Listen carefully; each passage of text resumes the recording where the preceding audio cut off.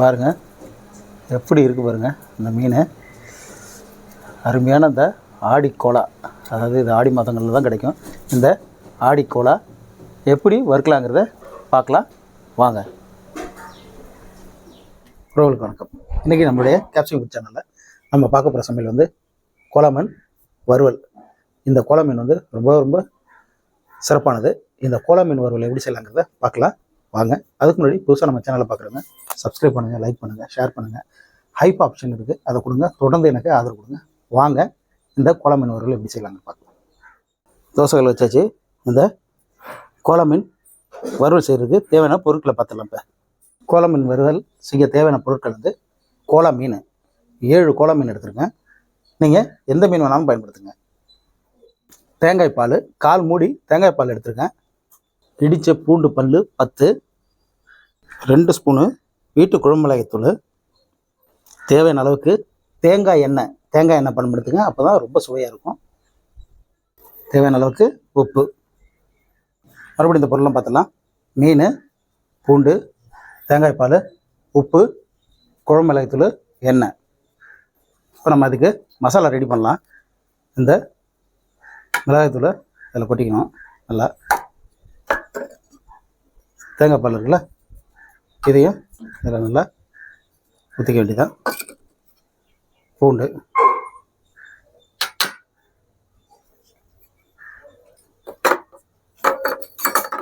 கொஞ்சமாக உப்பு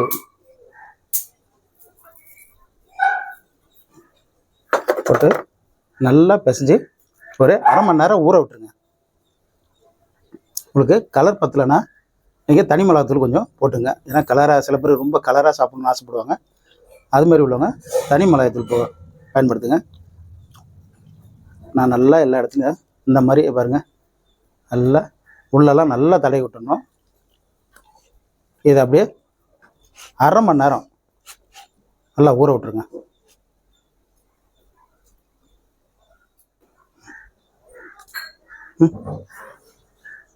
எண்ணெய் ஊற்றிக்கிறோம். கொஞ்சம் தாராளமாக எண்ணெய் ஊற்றிங்க. எண்ணெய் நல்லா சூடாகட்டும். இந்த கோலா மீன் நல்லா 1/2 மணி நேரம் ஊறிடுச்சு. இது வந்து இப்போ இந்த சீசனில், அதாவது இந்த கோடைக்காலம் முடிகிற வரலையும் காரைக்கால், சீர்காழி, நாகப்பட்டினம், நாகூர் இங்கே இடம்லாம் வந்து ரொம்ப ஃபேமஸான மீன். இது மாலை நேரங்களில் உயிரோடையே கிடைக்கக்கூடிய மீன். கடல் மீன் தான், ஆனால் உயிரோடு கிடைக்கக்கூடிய மீன். இது மாலை நேரங்களில் இங்கே உள்ள தெருவுலாம் அந்த பக்கம் போகும்போது அப்படி ஒரு வாசனையாக ஏதாவது தேங்காய் பாலில் ஊற வச்சு செய்வாங்க. அந்த குழம்பாக இருக்கட்டும், முருங்கைக்காய் போட்டு குழம்பு வைப்பாங்க. குழம்பாக இருக்கட்டும், வறுவலாக இருக்கட்டும், அந்த ஏரியாவே அப்படியே ஊரே மணக்குங்க. அவ்வளோ வாசனையாக இருக்கும். அவ்வளோ சத்தான மீன். இதை அப்படியே நம்ம எடுக்கலாம்.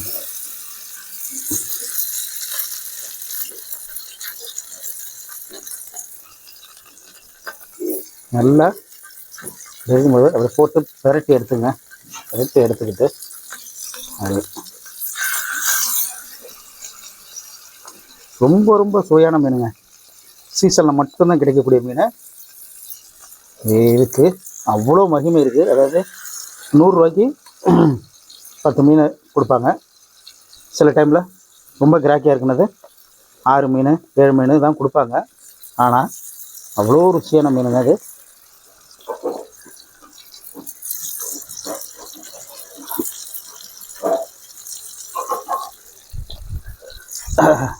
நாகை மாவட்டம், காரைக்கால் இங்கெல்லாம் வந்து ரொம்ப ரொம்ப புகழ்வாய்ந்த ஒரு மீன். ஒரு பக்கம் நல்லா வந்துக்கிட்டு இருக்கு. வாசனையும் அவ்வளோ சூப்பராக இருக்குங்க. அதாவது இது சாப்பிட்டு பழக்கப்பட்டவங்களுக்கு தான் தெரியும் இந்த மீனோட வாசனை. அவ்வளோ சூப்பராக இருக்குங்க. அப்படியே பெரட்டி போடலாம்.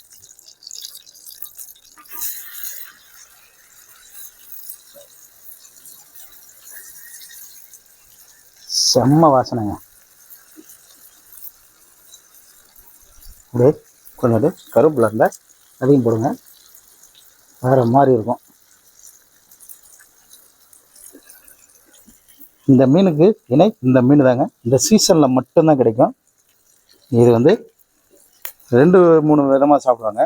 அதாவது ஃப்ரெஷ்ஷான புதுசாக உயிரோடு சாப்பிடுவாங்க. அதே மாதிரி அதை மறுநாள் வச்சு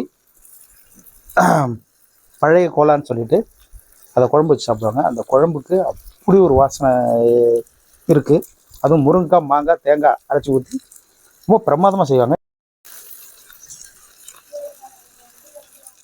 மீன் நல்லா வந்துட்டு அப்படியே இந்த ஒரு செட்டை எடுத்துடலாம், அடுத்த செட்டை அப்படியே போட்டுடலாம்.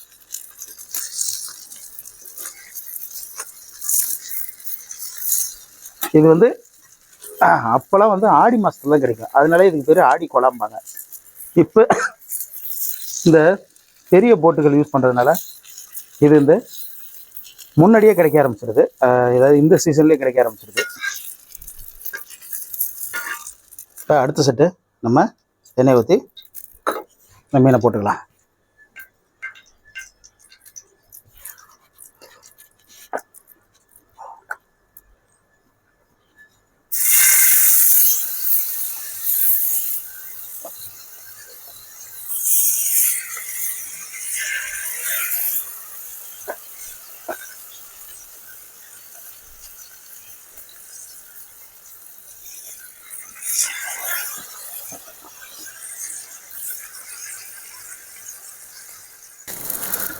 ரெண்டாவது செட்டு மீனும் ரெடி ஆகிடுச்சு. இப்போ நம்ம இதையும் எடுத்துடலாம்.